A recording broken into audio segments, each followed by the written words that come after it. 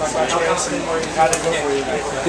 know, I wanted to just try to run hard at the front. I feel like that was something I needed to practice. I think I did okay.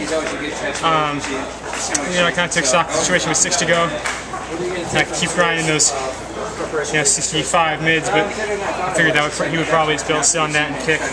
So I was hoping maybe if I ran, if I relaxed a little bit myself, I could maybe close. But I think I just I got heavy, and for about 30 meters, I held him off when he was going to pass, but he wasn't really going to pass. He was just preparing to do so, and it was over pretty quick. I tried to get my legs moving. They were just a little dead. And it's always tough, when that gap goes so quick to keep driving. So tried to do that as best I could, but yeah, I was really hoping to be able to at least stay in contact with that move for a little bit. There's a little too much acceleration for me tonight. How did today feel compared to pre? Different race, obviously. Yeah, no, I mean, in some ways it was similar at the end. It was a touch of wind, not as windy as pre for sure. And just at the front of my group and trying to just run solid and keep myself in it. But I think it's good practice. I'm not I'm working on my speed, and I think it's getting better and it's getting there. And I want that to be a weapon, but I also need to have the weapon of being able to make the race the way I want to make the race. So I figured this was a great year to practice that. No team to make. If I blow up, whatever. But I got to be able to do it in any kind of race. So that's what I was looking for tonight, just to test myself and kind of see where I am in that kind of situation. And that was okay. Chris, where are you training and living now? I'm in Portland with Coach Jerry Schumacher. Coach Jerry Schumacher in the Bomberman Track. Oh yeah, sure. And you, so was your plan to take it out in front and just test yourself? Yeah, I wanted to make it a hard last 3 miles, and I was hoping to, you never know with the conditions. When we go and run our PRs, we run in these perfect conditions and pace races, and you're like, I want you to be able to run this pace. But when you're actually out there leading, and it's not perfect, it was fairly good weather today, but it's not perfect. Sometimes you just kind of got to let go of the splits and just use it kind of as a reference point, but go more how you feel. I was hoping to cut it down a little more, but like I said, once it was just me and Galen, I kind of made the decision that he was going to kick no matter what, and I needed to have some sort of legs with me when he did that. What's next for you? Probably the Houston 5K.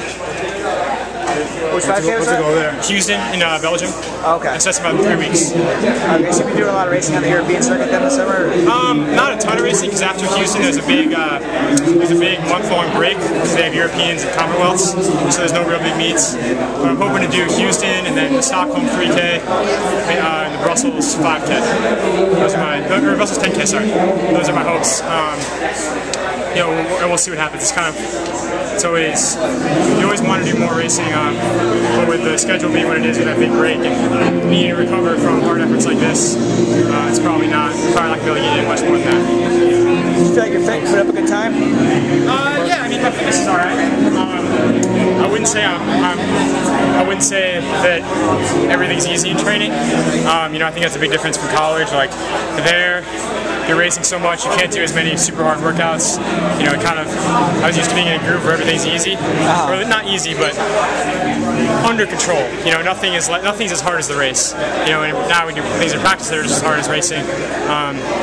So I've been a little tired through this section of the spring, but I think that's good. I think they're preparing me for some good races at the end of the year. Right. And do you mind if I ask you about? I know you saw.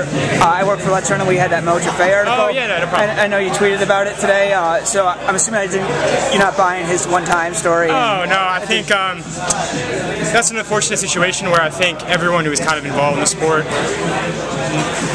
didn't know, didn't have proof to turn him in or anything, but we all knew, I mean, I've heard people call him MoPO, that's pretty derogatory, but now that he's been caught with EPO, I feel like, it's alright. But yeah, it's from my perspective, him getting caught, it's a good thing. I think maybe if you thought that he thought he wasn't using, it'd be a bad thing, but, for me, he's a guy that I felt shouldn't be in the sport, and I'm glad that he's not. And it's kind of, it's always a situation for athletes because you hear rumors and you have suspicions, but like you can't really voice those because you don't want to prosecute anyone, on secondhand information or whatever. I have a feeling about this guy. That's not fair to anyone. But so it's good to see that it's not good to see those suspicions were confirmed, but it's good to see that since they were confirmed, he's going to be out of the sport. Caught. And what statement would you possibly like to see from him? Like, he didn't want to answer our interview questions specifically, but like I know some articles are coming out. Like, is there anything he could say that would, honestly, I don't really care. Like, I don't really like. One thing I hope he doesn't say is I hope he doesn't come out with that part of my language, but frankly, bullshit. Like, oh, everyone's doing it, I had to do it, because that's not true. I think that overall, there's a couple people that people have suspicions about, but the culture of American distance running is very clean and very solid. I think you see that on Twitter, and it's the behavior of the athletes. I'd extend that to pretty much everyone guys I hang around with, on the circuit, the Aussies, Canadians, Brits, whatever. It's not xenophobic. They just all speak English, so I don't speak any language. I hope that he doesn't try to put this on someone else. And he made the decision. The culture, I think there's very few coaches in this country pushing drugs. If you're going to go out and do that, that's on you. Chris, got you a tremendous race. Thank you. At one point, at any point.